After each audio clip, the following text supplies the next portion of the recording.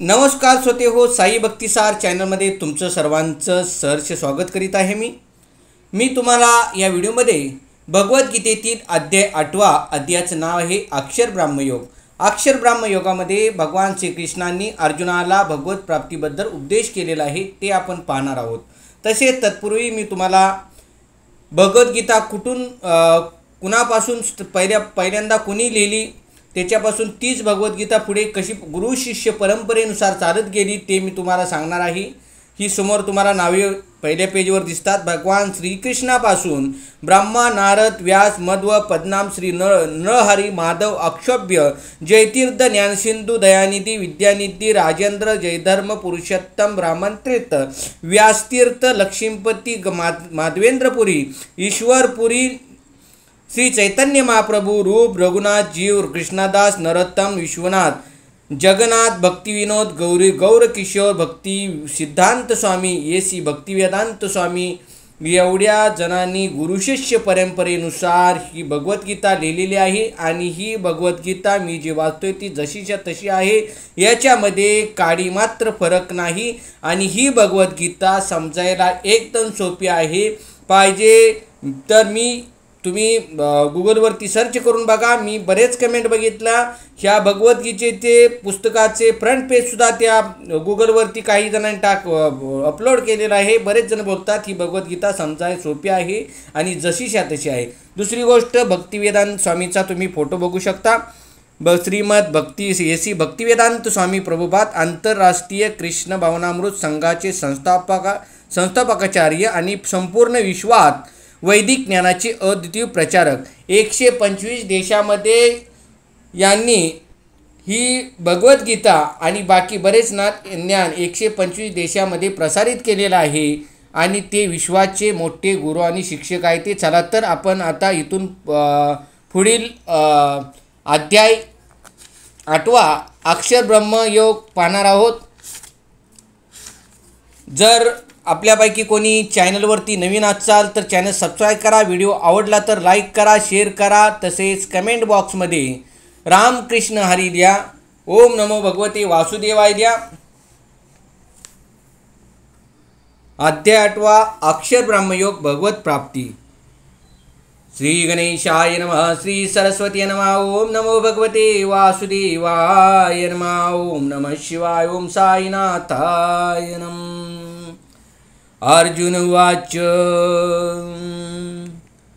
किं तद् ब्रह्म किमध्यात्मं कि कर्म पुरुषोत्तम आदिभूतं च कि बोक्तमधिदैवं किमुच्यते. अर्जुनाने विचारले भगवान श्रीकृष्णांना, हे पुरुषोत्तम, हे भगवान, ब्रह्म म्हणजे काय, आत्मा म्हणजे काय, सकाम कर्म म्हणजे काय, ही भौतिक सृष्टी म्हणजे काय आणि देवता कोण आहेत, हे कृपया मला सांगा. तात्पर्य. श्रोत्यानो, लक्ष देऊन ऐका. अर्जुन भगवान श्रीकृष्णाला विचारतोय, ब्रह्म म्हणजे काय, आत्मा म्हणजे काय, सकाम कर्म म्हणजे काय, भौतिक सृष्टी म्हणजे काय आणि देवता कोण आहे ते कृपया मला सांगा. आता लक्ष देऊन ऐका. तात्पर्य. या अध्यायामध्ये भगवान श्रीकृष्णाने अर्जुनाने विचारलेल्या ब्रह्म काय आहे इत्यादी प्रश्नांची उत्तरे दिली आहेत. तसेच भगवंत कर्म, भक्ती आणि योग आणि विशुद्ध भक्ती इत्यादीचे स्पष्ट विश्लेषण करतात. श्रीमद भागवत सांगते की परमसत्य हे ब्रह्म, परमात्मा, भगवान म्हणून जाणले जाते. याशिवाय आत्म्यालाही ब्रह्म म्हटले जाते. अर्जुनाने आत्म्याबद्दलही विचारणा केली आहे. वैदिक शब्दकोशानुसार आत्मा हा शब्द मन, शरीर आणि इंद्रियांनाही उद्देशून योजला जातो. अर्जुनाने भगवंतांना पुरुषोत्तम म्हणून संबोधले आहे. अर्थात तो केवळ आपल्या मित्राला प्रश्न विचारित नव्हता, तर पुरुषोत्तम, परम पुरुष पुरुषोत्तम भगवान श्रीकृष्ण यांना प्रश्न विचारित होता. कारण त्याला माहीत होते की श्रीकृष्ण हे सर्व प्रश्नांचे निश्चित उत्तर देणारे सर्वोच्च अधिकृत व्यक्ती आहेत. श्लोक नंबर 2.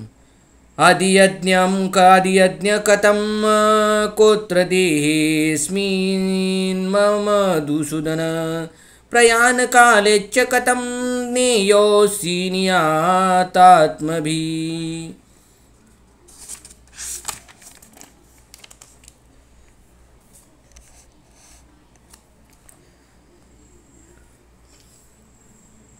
हे मधुसूदन, अर्जुन भगवान श्रीकृष्णाला विचारतोय, हे मधुसूदन, यज्ञाचा अधिपती कोण आहे आणि या देहामध्ये तो कसा निवास करतो आणि भक्तीमध्ये युक्त झालेले मृत्यूसमयी तुम्हाला कसे जाणू शकतात? तात्पर्य, यज्ञाधिपती असे इंद्राला किंवा श्री विष्णूंनाही संबोधले जाऊ शकते. श्रीविष्णू ब्रह्मा आणि शिवासहित सर्व आदिदेवतांचे प्रमुख आहेत. इंद्र आणि श्री विष्णू दोघांचीही यज्ञाद्वारे उपासना केली जाते. पण या ठिकाणी अर्जुन प्रश्न करीत आहे की वास्तविकपणे कोण यज्ञाधिपती आहे आणि जीवाच्या शरीरात तो कसा निवास करीत आहे? श्रीकृष्णांनी मधु नामक दैत्याचा वध केल्यामुळे या ठिकाणी अर्जुनाने भगवान श्रीकृष्णांना मधुसूदन या नावाने संबोधले आहे, ज्याप्रमाणे पहिल्या अध्यायात सांगितलेलं होतं. वास्तविक हे संशयमूलक प्रश्न अर्जुनाच्या मनात उत्पन्न व्हायच नको होते, कारण अर्जुन हा श्रीकृष्णांचा भक्त होता. म्हणून हे संशय असुरासारखे आहेत. श्रीकृष्ण हे असुरांचा संहार करण्यात अत्यंत कुशल असल्यामुळे अर्जुन येथे त्यांना मधुसूदन म्हणून संबोधित आहेत, जेणेकरून अर्जुनाच्या मनातील संशयरूपी असुरांचा श्रीकृष्ण संहार करतील.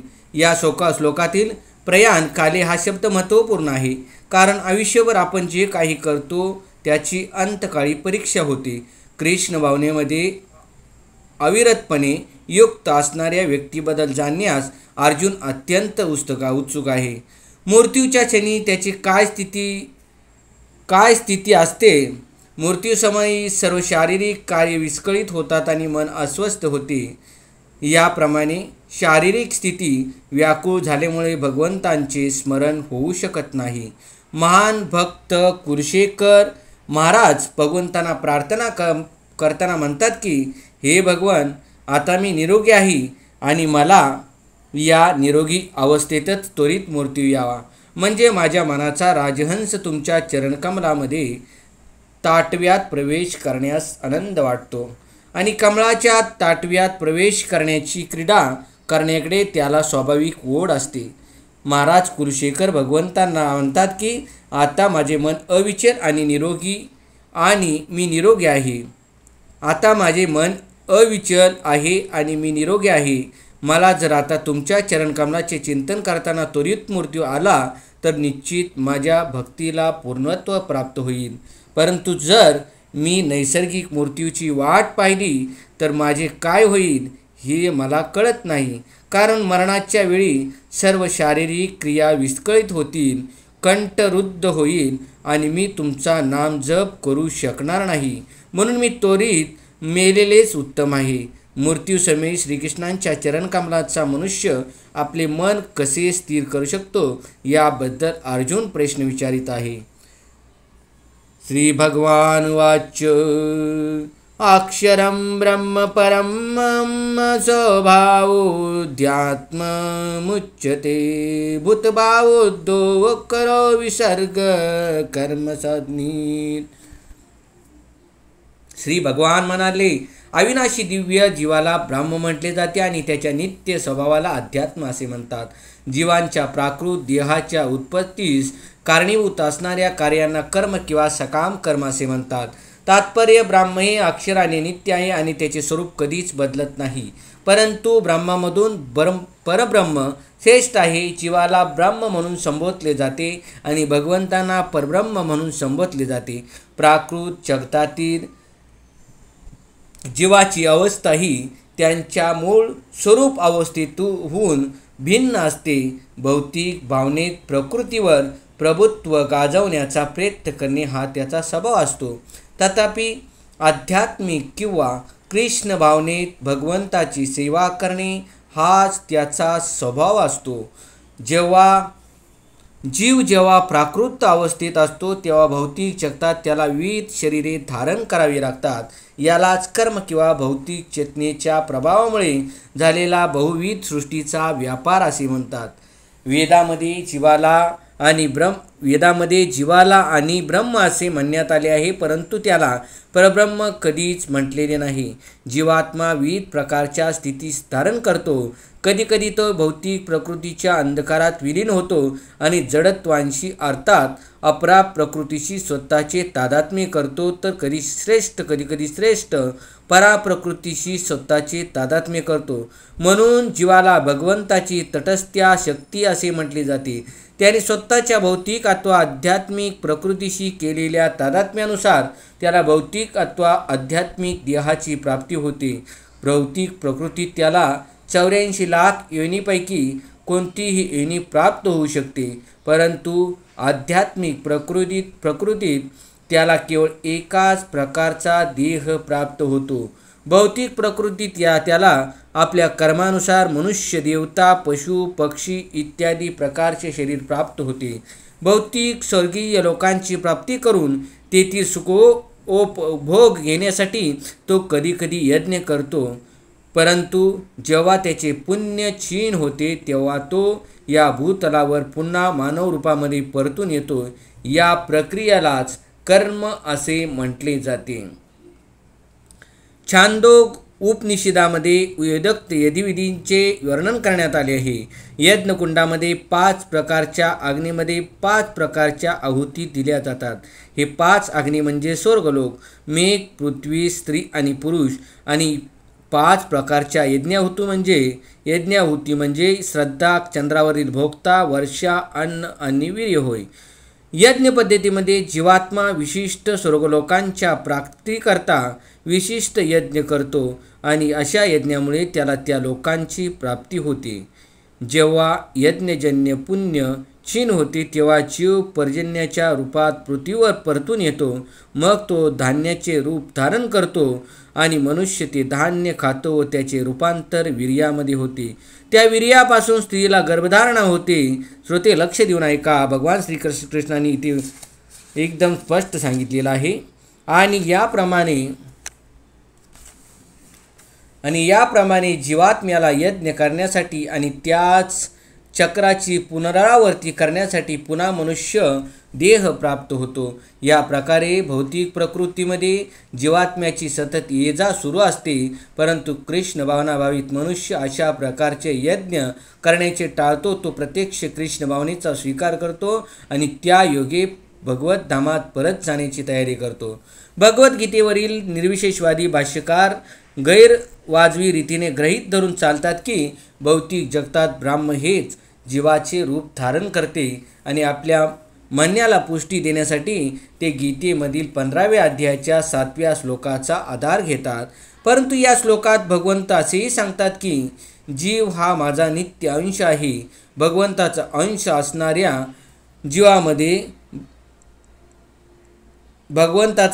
असणाऱ्या जीवात्म्याचे भौतिक जगतात पतन होऊ शकते, तथापि भगवंताचे कधीही पतन होत नाही. म्हणून परब्रह्म जीवाचे रूप धारण करतो ही संकल्पना स्वीकारता येत नाही. वेदामध्ये ब्रह्म आणि परब्रह्म यांच्यामध्ये भेद मानण्यात आला आहे, हे आपण जाणणे आवश्यक आहे. श्लोक नंबर 4. आदिभूतं क्षरो भाव पुरुषस्वधिदैवतं आदियज्ञोऽहमेवात्र देहभृतांवर. हे देहाभृतांवर निरंतर परिवर्तनशील असणाऱ्या भौतिक प्रकृतीला आदिभूत असे म्हणतात. चंद्र सूर्यासारख्या देवदेवतांचा समावेश असणाऱ्या परमेश्वराच्या विराट रूपाला आदिदैव असे म्हणतात. आणि प्रत्येक देहधारी जीवामध्ये परमात्मा रूपाने मी पुरुषोत्तम भगवान वास करतो आणि मलाच अधियज्ञ असे म्हटले जाते. तात्पर्य, भौतिक प्रकृती सतत बदलत असते. भौतिक देहामध्ये सामान्यतः 6 स्थित्यंतरे होतात: उत्पत्ती, विकास, स्थिती, प्रजनन, क्षय आणि विनाश या भौतिक प्रकृतीला आदिभूत असे म्हणण्यात आले येते. विशिष्ट काळी तिची उत्पत्ती होते आणि विशिष्ट काळी लय होतो. देवदेवता आणि त्यांच्या ग्रहलोकांचा समावेश असणाऱ्या भगवंताच्या विराट रूपाच्या संकल्पनेलाच आदिदैवत असे म्हणतात. भगवान श्रीकृष्णांच्या आंशिक विस्तारित रूप असणारा परमात्मा हा प्रत्येक देहामध्ये जीवात्म्याबरोबर उपस्थित असतो. परमात्म्याला आदियज्ञ असे म्हणतात आणि तो हृदयामध्ये स्थित असतो. या लोकाच्या संदर्भात यव हा शब्द विशेष करून महत्त्वपूर्ण आहे, कारण या शब्दाद्वारे भगवंत निक्षून सांगतात की परमात्मा हा त्यांच्यापासून भिन्न नाही. परमात्मा पुरुषोत्तम भगवान जीवात्म्याच्या शेजारी स्थित असतो आणि तो जीवाच्या प्रत्येक क्रियांचा साक्षी असतो व त्यांच्या विविध भावनांचे उगमस्थान असतो. परमात्मा हा जीवाला स्वतंत्रपणे कर्म करण्याची संधी देतो आणि त्याच्या सर्व क्रियांचा तो साक्षी असतो. भगवंताच्या या विविध अभिव्यक्तीचे कार्य हे भगवंताच्या दिव्य प्रेममयी सेवेमध्ये युक्त असणाऱ्या विशुद्ध भक्ताला आपोआपच स्पष्टपणे समजते. भगवंताच्या महाकाय विराट रूपाचे अधिदैवताचे ध्यान आपोआप स्पष्टपणे समजते. भगवंताच्या महाकाय विराट रूपाचे अधिदैवताचे ध्यान 9 साधकाद्वारे केले जाते, कारण भगवंताच्या परमात्मा रूपाचे ध्यान करण्याइतपत 9 साधक उन्नत झालेले नसतात. यास्तव 9 साधकांना भगवंताच्या विराट रूपाचे विराट पुरुषाचे ध्यान करण्याचा सल्ला दिला जातो. या विराट पुरुषाचे चरण म्हणजे पाताळ लोक आहेत, त्याचे नेत्र म्हणजे चंद्र आणि सूर्य आहे आणि याचे शीर्ष म्हणजे उच्चतर लोक आहेत. श्लोक नंबर 5. अंतकालिच्च मामेव सरस्मरन् मुक्त्वा कलेवरम ये प्रयाति समत्वावं याति नास्त्यत्र संशय. आणि अंतकाळी केवळ माझे स्मरण करीत जो आपला देहत्याग करतो तो तत्काळ माझ्या प्रकृतीची प्राप्ती करतो, यात मुळीच संशय नाही. तात्पर्य या श्लोकामध्ये कृष्ण भावनेच्या महत्तेवर जोर देण्यात आले आहे. कृष्ण भावनेमध्ये जो कोणी आपल्या देहाचा त्याग करतो त्याला भगवंताच्या दिव्य प्रकृतीची तत्काळ प्राप्ती होते. भगवंत हे विशुद्धाहून विशुद्ध आहेत आणि म्हणून जो कोणी कृष्ण भावना भावित असतो तो सुद्धा विशुद्धाहून विशुद्ध असतो. या श्लोकातील स्मरण हा शब्द अत्यंत महत्त्वपूर्ण आहे. ज्याने कृष्ण भावना भावित भक्तियोगाचे आचरण केलेले नाही त्या अशुद्ध जीवाला श्रीकृष्णांचे स्मरण करणे शक्य नाही. म्हणून कृष्ण भावनेचे आचरण जीवाच्या आरंभापासूनच केले पाहिजे. अंतकाळी कोणाला जर आपले जीवन सफल करावयाचे असेल तर त्यांच्यासाठी कृष्ण स्मरण हे अनिवार्य आहे. म्हणून मनुष्याने सतत अवतरितपणे हरे कृष्ण कृष्ण कृष्ण हरे हरे, हरे राम राम राम हरे हरे या महामंत्राचा जप केला पाहिजे. श्री चैतन्य महाप्रभू सांगतात की व्यक्तीने वृक्षाप्रमाणे सहनशील झाले पाहिजे. तरोरीव सहिष्णू ना हरे कृष्ण जप करणाऱ्या व्यक्तीच्या मार्गामध्ये अनेक संकटे निर्माण होऊ शकतात, तरी याच्या सर्व संकटांना सहन करीत मनुष्याने हरे कृष्ण कृष्ण कृष्ण हरे हरे, हरे राम राम राम हरे हरे या महामंत्राचा अवतरितपणे जप सुरूच ठेवला पाहिजे, जेणेकरून त्याला आपल्या अंतकाळी कृष्ण भावनेचा पुरेपूर लाभ होऊ शकेल. श्लोक नंबर 6. यम यम वापि स्मरं भावं त्यजत्यन्ते कलेवरं तं तमेवैति कौन्तेय सदा तद्भाव भावित.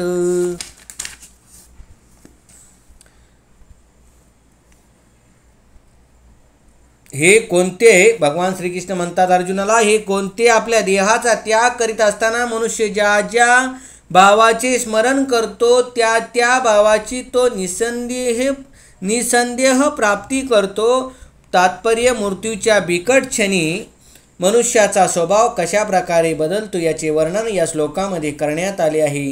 जो मनुष्य मृत्यूसमयी श्रीकृष्णांचे स्मरण करीत आपल्या देहाचा त्याग करतो त्याला भगवंताच्या दिव्य स्वभावाची प्राप्ती होते. परंतु श्रीकृष्णाव्यतिरिक्त इतर कोणत्याही गोष्टीचे स्मरण केल्यावरही त्याच दिव्य स्वभावाची प्राप्ती होती. ही गोष्ट सत्य नाही व या मुद्द्यावर आपण विशेष लक्ष दिले पाहिजे. मनाच्या योग्य भावस्थितीत मनुष्याला कसा मृत्यू येऊ शकतो? भरत महाराज जरी महान असले तरी मृत्यूच्या क्षणी त्यांनी हरिणाचे चिंतन केले आणि त्यांना पुढील जन्मे हरिणीचा प्राप्त झाला. हरिणाच्या शरीरामध्ये जरी त्यांना आपल्या पूर्वकर्माचे स्मरण होते तरी त्यांना पशुचा देह स्वीकारावाच लागला. अर्थात मनुष्याने आयुष्यभर केलेल्या चिंतनाचा प्रभाव त्याच्या मृत्यू समयीच्या चिंतनावर पडतो. म्हणून वर्तमान जन्मामुळे भावी जन्मांची निश्चिती होत असते. जर मनुष्याने आपल्या वर्तमान आयुष्यामध्ये संपूर्ण सत्वगुणी जीवन व्यतीत केले आणि सदैव कृष्ण चिंतन केले तर त्याला मृत्यूच्या क्षणी श्रीकृष्णांच्या दिव्य स्वभावाची प्राप्ती होऊ शकेल. जर मनुष्य श्रीकृष्णांच्या दिव्य सेवेत तल्लीन झाला तर त्याचा पुढील देह हा प्राकृत नसून दिव्य किंवा आध्यात्मिक असेल. म्हणून हरे कृष्ण कृष्ण कृष्ण हरे हरे, हरे राम राम राम हरे हरे या महामंत्राचा जप मनुष्याचे भावी जीवन यशस्वीपणे बदलण्याचा सर्वोत्तम मार्ग आहे. श्लोक नंबर 7. तस्मात् सर्वेषु कालेषु मामानुस्मरयुध्य च मया शीतमनो बुद्धिर्मामे वैयशस्य संशयम्. म्हणून भगवान श्रीकृष्ण अर्जुनाला सांगतात, म्हणून या अर्जुना तू सदैव माझे स्मरण केले पाहिजे आणि त्याचबरोबर तुला आपल्या युद्धरूपी स्वधर्माचे आचरण केले पाहिजे. तुझी कर्म मला अर्पण केल्याने आणि तुझ्या मनाला आणि बुद्धीला माझ्या ठायी स्थिर केल्याने तुला निसंदेह माझी प्राप्ती होईल. तात्पर्य भगवंताने अर्जुनाला केलेला हा उपदेश सांसारिक कर्म करण्यात घडून गेलेल्या सर्व लोकांसाठी अत्यंत महत्त्वाचा आहे. पुन्हा हे वाक्य मी बोलून दाखवतो.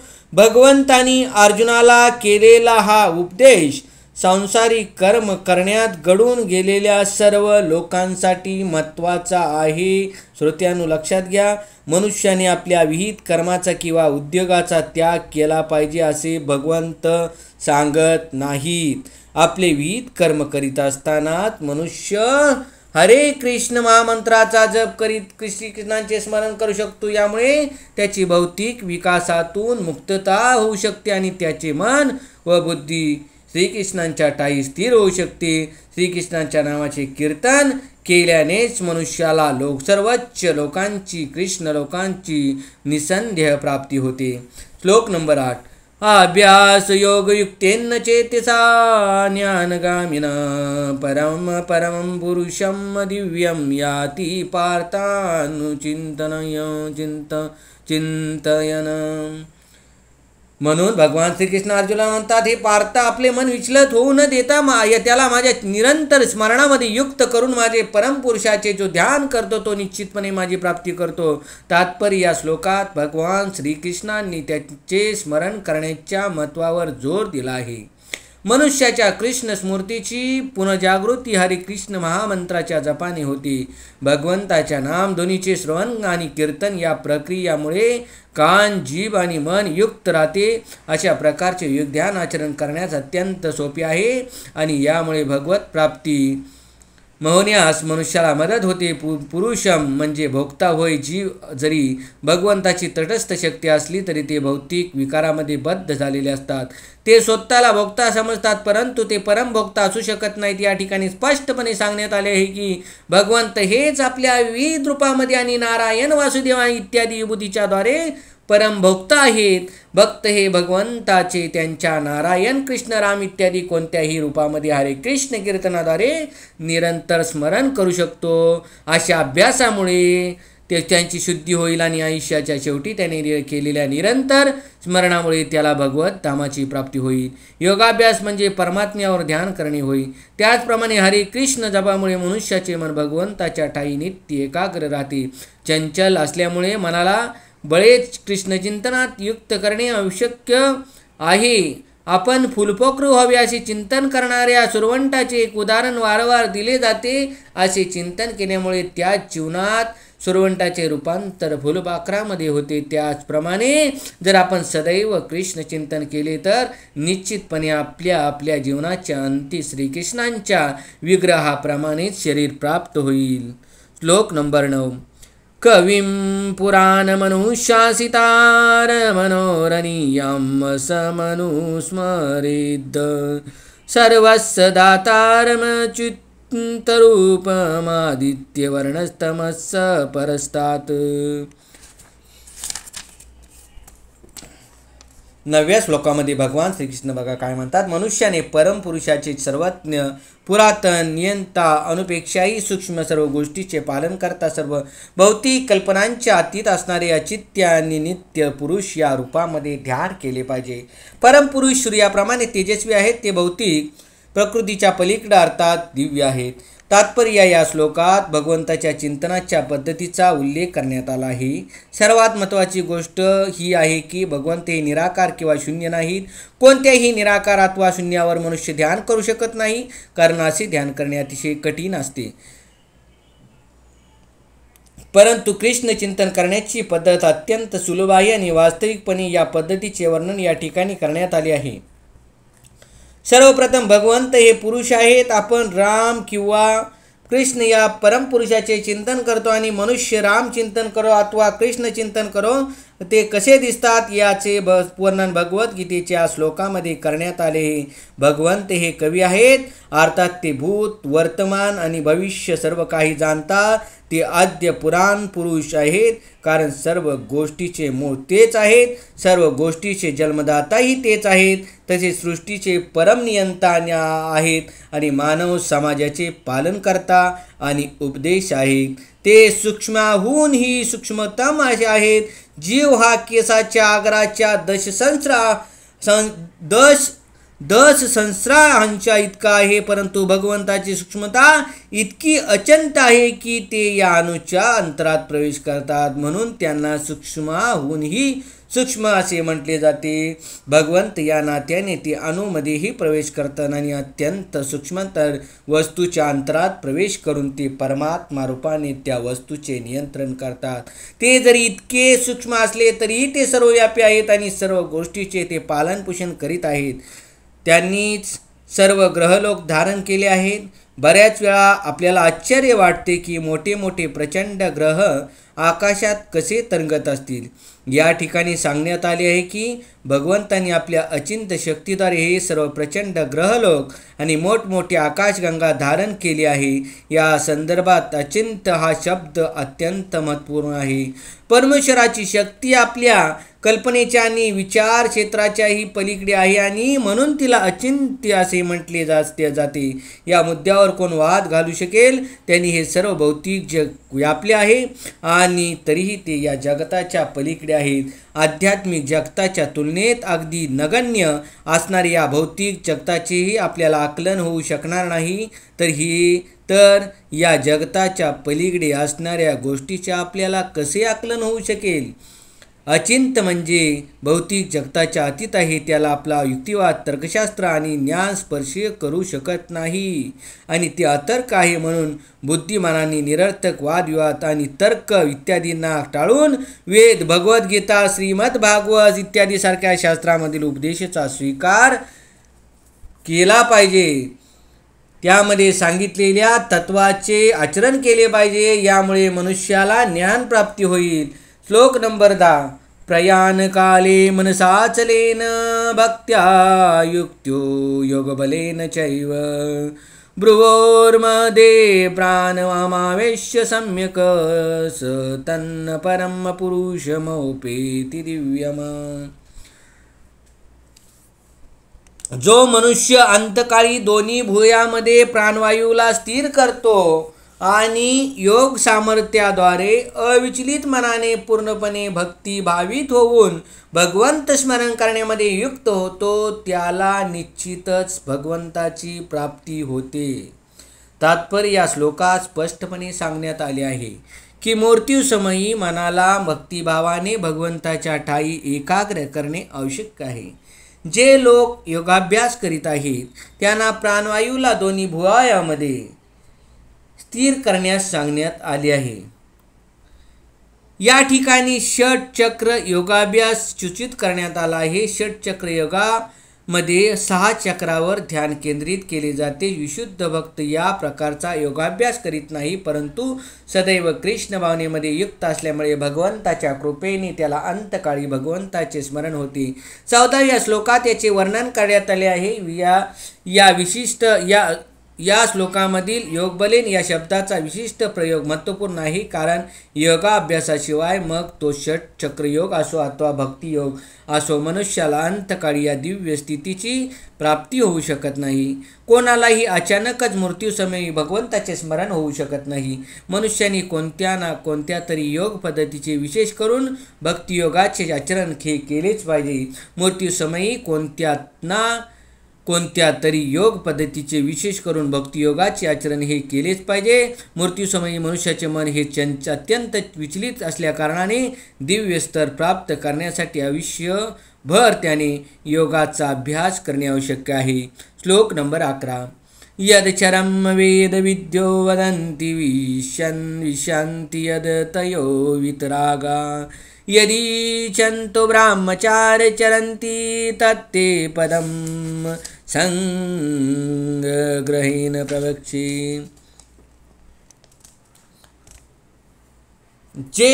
जे ओंकाराचे उच्चारण करतात आणि जे संन्यासाश्रमी महर्षी आहेत ते ब्रह्मामध्ये प्रवेश करतात, अशा सिद्धीची इच्छा करणारे ब्रह्मचार्य व्रताचे आचरण करतात। ज्या योगे मनुष्य मुक्त होईल त्या विधीचे संक्षिप्त वर्णन आता मी तुला सांगतो। भगवान श्रीकृष्ण अर्जुनाला काय म्हणतात बघा। भगवान श्रीकृष्णाने अर्जुनाला षटचक्र योगाच्या अभ्यासाची शिफारस केली आहे। या योगाभ्यासामध्ये मनुष्याला दोन्ही भुयामध्ये प्राणवायूला स्थिर करावा लागतो। षट योगाचा अभ्यास करावा हे अर्जुनाला माहीत नसल्याचे गृहीत धरूनच भगवंत पुढील श्लोकामध्ये या योगाचे वर्णन करतात। भगवंत सांगतात की ब्रह्म जरी अद्वितीय असले तरी त्याला विविध अभिव्यक्ती आणि रूपे असतात। विशेष करून निर्विशेषवादी लोकांसाठी ओंकार म्हणजे ब्रह्म असते। या ठिकाणी श्रीकृष्ण निर्विशेष ब्रह्माचे, ज्यामध्ये संन्यासाश्रमी ऋषी प्रवेश करतात, वर्णन करीत आहेत। वैदिक संस्कृतीमध्ये विद्यार्थ्याला बालपणापासूनच ओंकाराचे उच्चार आणि ब्रह्मचार्य व्रताचे पालन करीत आध्यात्मिक गुरुबरोबर राहून निर्विशेष ब्रह्माचे ज्ञान प्राप्त करण्यास शिकवले जाते। या प्रकारे त्याला ब्रह्माच्या 2 रूपांची अनुभूती होते।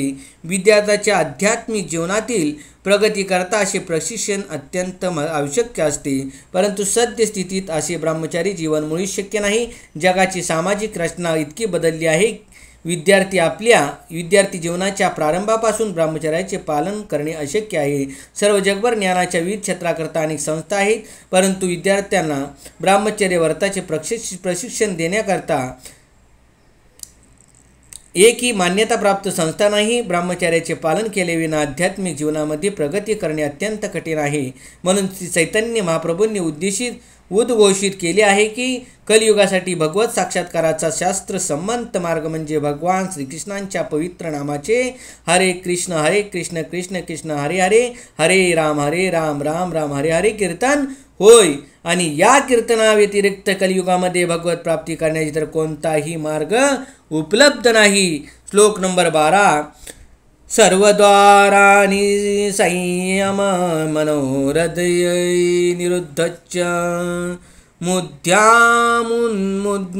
मुध्यायाध्यात्मं प्राणमास्ति तो योगधारणम।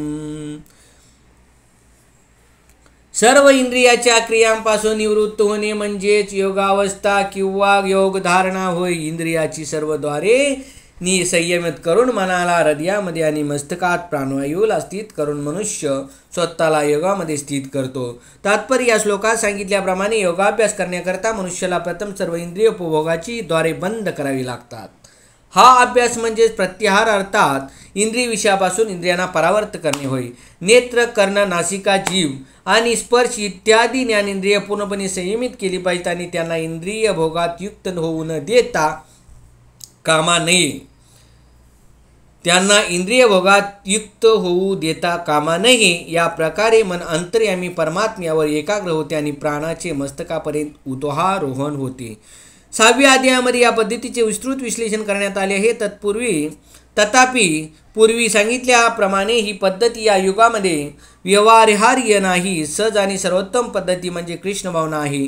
जर मनुष्याने सदैव भक्तीद्वारे आपले मन श्रीकृष्णावर एकाग्र केले तर त्याला समाधीस्थ होणे अत्यंत सुलभ होते.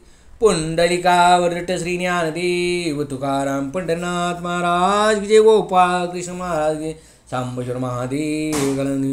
ओम नमः शिवाय. ओम नमो भगवते वासुदेवाय. ओम साईनाथाय नमः. तर श्रोते हो, मी तुमचा 12वा श्लोक पूर्ण करून 8व्या अध्यायातील इथेच निरोप घेतो. धन्यवाद. मी तुमचा आभार.